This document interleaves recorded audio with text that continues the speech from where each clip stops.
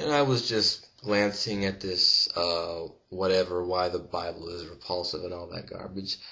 I'm just watching some of the video, and apparently the host, or whatever you want to call him, is having some problems understanding the Ten Commandments. I mean, when I was growing up, the Ten Commandments seemed like regular, everyday laws, and none of the Ten Commandments seem really hard. Don't lie, don't kill, don't steal.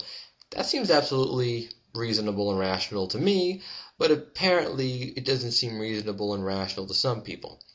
Now, one thing that I can't stand about some people when they is that people just completely run over the New Testament and go right to the Old Testament. And they talk about how evil people were in the Old Testament.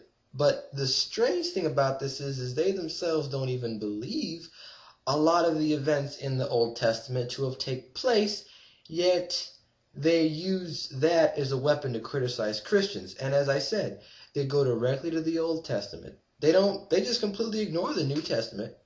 They don't talk about the message of salvation. They don't talk about the message of no condemnation. So what I want to do is just read a really quick passage from Romans chapter 8.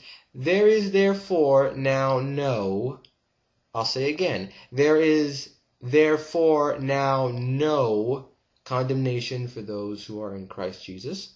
For the law of the Spirit of life in Christ Jesus has set you free from the law of sin and of death.